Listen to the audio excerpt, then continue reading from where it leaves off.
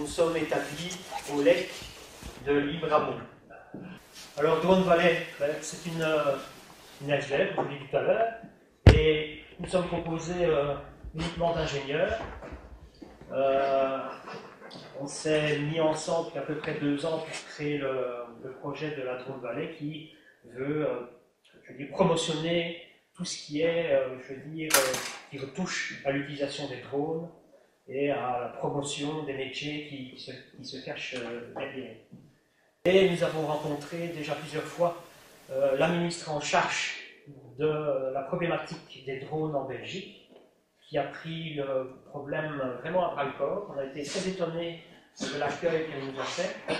Et il faut aussi bien se dire que le ministre des Entreprises et des PME au fédéral, M. Willy Boursu, avait été très interpellé par le nombre d'emplois qui peuvent être créés par cette technologie. Ce qui est important pour nous, vu qu'il n'y a pas de législation pour voler en extérieur, nous avons les halls du Lex à Libramont. Donc c'est des halls qui ont 12 mètres de haut et on peut déjà facilement utiliser un drone, aussi bien des drones de petite taille qu'un S1000 qui est déjà un engin assez évolué. Alors, ce qui est intéressant pour nous aussi, c'est le côté social, avec l'accès aux personnes à mobilité réduite, parce qu'on compte développer des ateliers où les gens peuvent utiliser les drones pour faire des vols en immersion. C'est-à-dire se croire carrément à bord de la machine. Après, évidemment, avoir construit la machine, programmer la carte, etc. Et on veut surtout promouvoir l'activité qui est en train de se développer aux États-Unis, qui s'appelle les courses de low riding. Donc ce sont des vols à un maximum de 2 mètres d'altitude. Alors soit qu'il y a des vols vraiment en course, ou alors pour le fait de devoir passer à travers certains obstacles, notamment utilisés en team building, etc. Alors le monde du drone, vous savez tous, la technologie de ces petites machines, elles viennent surtout des drones militaires. On entend assez souvent parler, je ne vais pas m'éterniser sur le sujet. Alors, le drone civil, ce n'est pas un problème de sécurité, ce n'est pas un problème de violation de la vie privée, mais c'est aussi une opportunité de développement économique, de création d'emplois et stimule l'innovation. Alors, la fiabilité des machines est arrivée et est prouvée dans de nombreux pays. Alors, différents types de drones, et les scientifiques se sont accaparés une certaine technologie, ce sont les ailes qui permettent de voler très très loin, avec une très très grande autonomie, puisqu'elles ont une portance, elles n'ont pas la problématique des multicoptères qui doivent assurer leur sustentation, etc. Et alors ils sont utilisés notamment en Afrique pour faire du comptage d'animaux. Donc on envoie le drone, il fait sa mission, il revient, et après, grâce à un logiciel, on peut compter le nombre d'éléphants, les girafes, etc., qu'il aurait pu survoler sur autant de mètres carrés. Ce qui est intéressant, c'est qu'il y a un logbook à bord, et à les positions GPS, donc on sait dire où se retrouvent les troupeaux. Différents types de drones civils. On a mis les ailes tout au-dessus parce que c'est vraiment un domaine tout à fait particulier. Ici en Belgique, je ne sais pas comment ils vont pouvoir intégrer une aile dans l'espace aérien parce qu'on est avec des vols carrément qui sont très très loin, des vols automatisés où le pilote n'a vraiment plus à vue sur la machine, alors que la législation qui va se mettre en place, entre guillemets, prône un vol à vue à 100 mètres du télépilote. On a les petits jouets que vous connaissez, les air-drones qu'on peut voir dans toutes les publicités, etc. On a le drone de loisir qu'on appelle ça, comme vous avez pu voir là sur la table, qu'on est en train d'essayer de développer pour que les gens puissent voir un peu ce que c'est comme machine. Les semi-professionnels, prise de vue immobilier, les assurances, urbanisme, pour faire des petites prises de vue. Alors là, on monte après dans des catégories beaucoup plus onéreuses et beaucoup plus lourdes, les drones professionnels. Et là, c'est pour faire vraiment de la captation pour des émissions vidéo qui seraient retransmises par carte. Alors, ce qui est très important aussi, vu que les machines sont stabilisées et souvent guidées par GPS, c'est que le réseau GPS est toujours influencé par les éruptions solaires et l'indice K.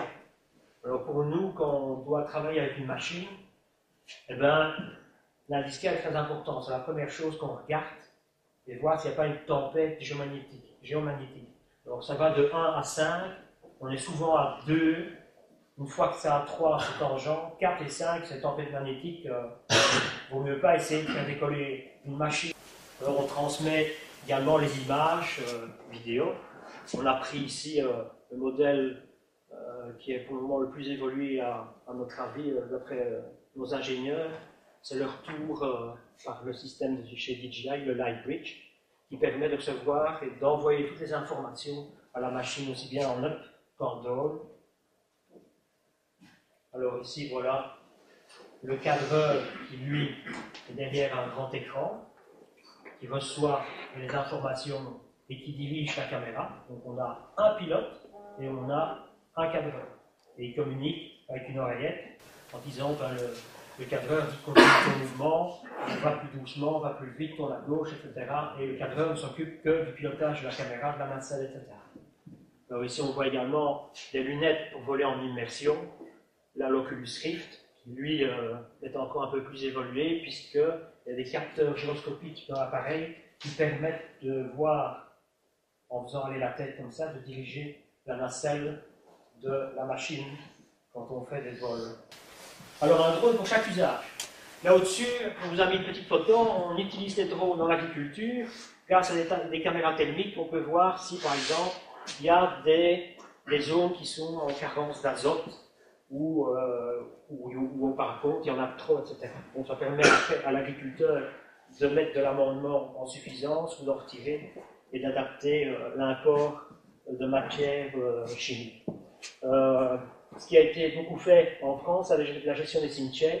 Au lieu d'utiliser la cartographie Google, ben, ils utilisaient un drone. Ils avaient des ballons captifs auparavant. Et puis avec ça, avec la photo aérienne, ça permet de faire un cadastre des tombes qui sont dans le cimetière. La thermographie de bâtiments qui va prendre sûrement beaucoup d'ampleur dans les années qui viennent, puisque ça permet de détecter les pertes dans les bâtiments et qui va intéresser tout le secteur de la construction dans le fait de dire, ben voilà, on vient prendre une rue, surtout dans nos zones rurales. En ville, c'est pas tellement possible, mais dans nos zones rurales, les petits villages, etc., on fait survoler le drone pendant une journée les différentes rues du village. On fait une petite conférence, on invite les citoyens, et puis on leur dit, voilà, c'est votre maison, vous avez vu, vous avez des perditions calorifiques, hein, vous payez cher votre mazout, l'électricité pour votre chauffage, et il y a des choses à faire. La région wallonne y pense. C'est déjà pas mal. Contrôle de l'état des voies. La SNCF utilise des drones à longue distance sur plusieurs kilomètres et ça leur permet de voir si par exemple il y a des entretiens, des élagages à faire le long des voies de TGV et ainsi de suite. Alors je le disais tout à l'heure, en Afrique ils utilisent des drones pour voir s'il y a encore des rails devant la locomotive. Parce que chez nous on pique les câbles, mais chez eux ils piquent les rails. Donc il y a une société qui a développé un drone qui se trouve 2-3 km devant la locomotive. C'est une aile et qui a un système de cadrage optique. Hein, donc tant qu'elle voit les rails, ben, elle suit, elle fait la correction automatique. Et quand il n'y a plus de rails, ben, automatiquement elle avertit à la locomotive que la voie s'arrête et qu'il est temps de tirer le frein de secours. Cubature, numérisation, nous en parlerons plus longuement tout à l'heure. GRT Gaz en France l'utilisent notamment, ils passent au-dessus de leur conduite de gaz et ils peuvent comme ça vite détecter s'il y a des travaux qui se font au-dessus de leur conduite et éviter peut-être des soucis comme on a connus il y a quelques années du côté de Tournai, etc. avec une explosion. Contrôler l'état de bâtiment également, tout ce qui est contrôle de ponts, de structures. On a fait des tests nous avec un S1000 sur les éoliennes. Et là, on gagne du temps parce que pour faire un contrôle d'une éolienne, il faut à peu près une journée avec une équipe de 4 hommes. Et avec un drone, il faut 2 heures. Donc l'éolienne est arrêtée 2 heures. On la fait tourner, on met la pale à la verticale. Le drone passe, il monte, il descend. Et il prend des images en haute définition. On fait retourner. Et chaque fois, pour avoir chaque pale, on fait un petit tour au-dessus, voir s'il n'y a pas quelque chose de spécial. Et après, on relance l'éolienne. Et toutes les images, après, peuvent être traitées. On voit même jusqu'au petit rivet qui est fendu et qui doit être remplacé sur telle pale, et ainsi de suite. Alors, on avait pensé à la problématique de rentrer dans l'espace aérien avec des drones. Et on avait rencontré Nicolas de chez Nicolas Hans, qui est pilote d'avion, et qui a développé une application qui s'appelle le Sky Liberty pour le secteur aéronautique. Cette application va être présentée au Salon du Bourget cette année pour les pilotes de long courrier, etc. Son application, comme elle était modulaire, pouvait s'appliquer également à l'usage pour les drones.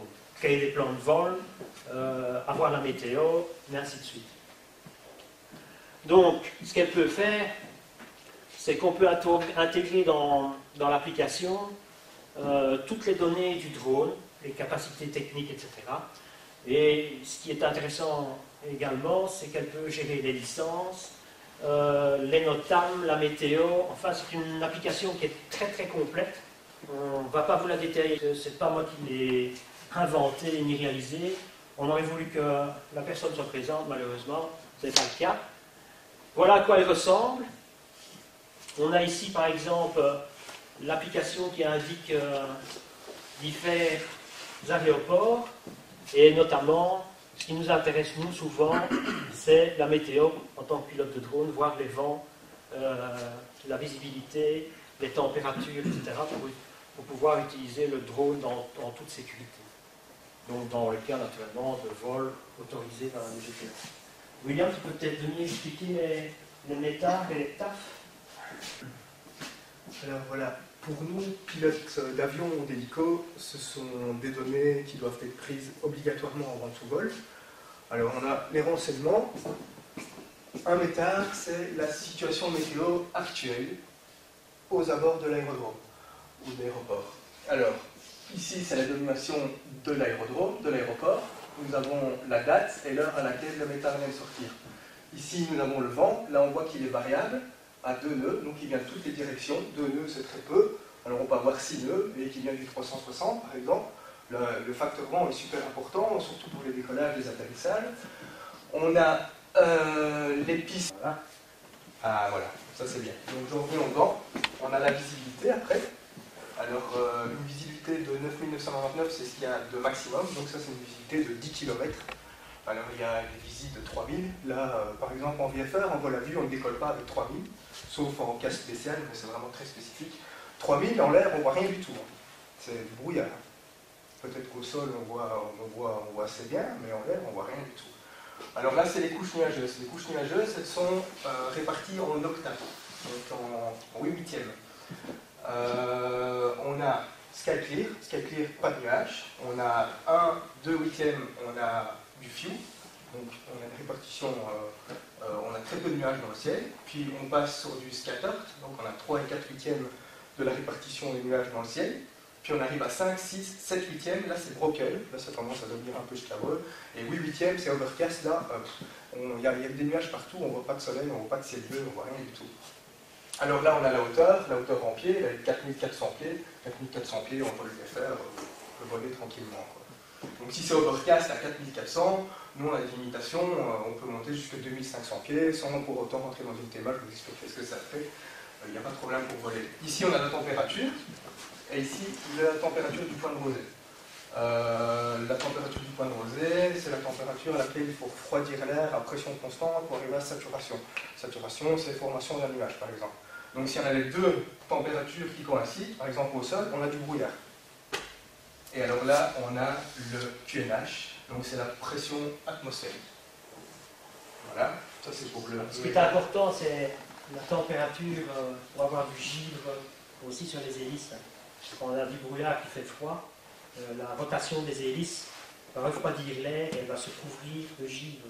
C'est pour ça que c'est très important de connaître ces éléments-là avant de faire décoller un drone, notamment le vent, hein, c'est surtout le vent, et la température et le point de rosée.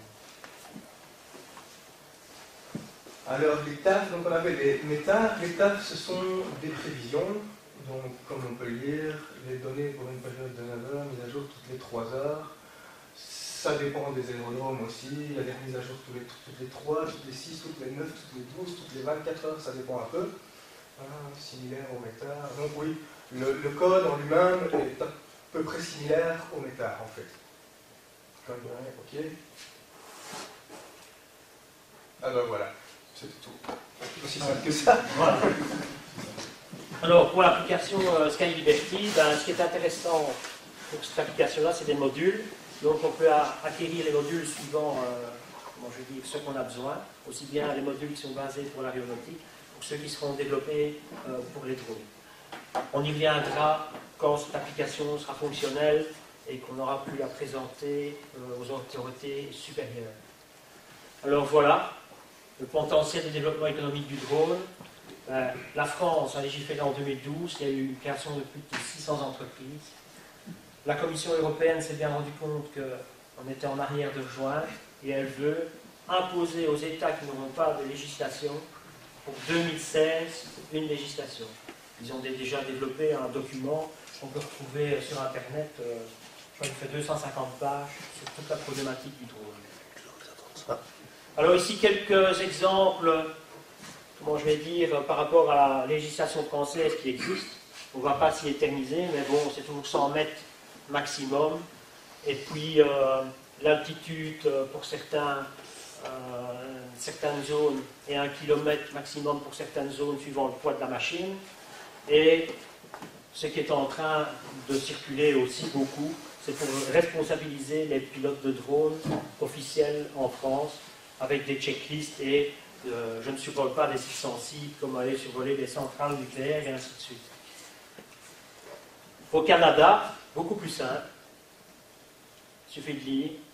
On ne va jamais à moins de 9 km, à plus de 90 mètres d'altitude et ainsi de suite. Donc il y a une grande disparité entre, je vais dire, certains pays qui prônent et qui ont vu l'innovation technologique et d'autres qui freinent les quatre pieds parce que ça va embêter un ou l'autre.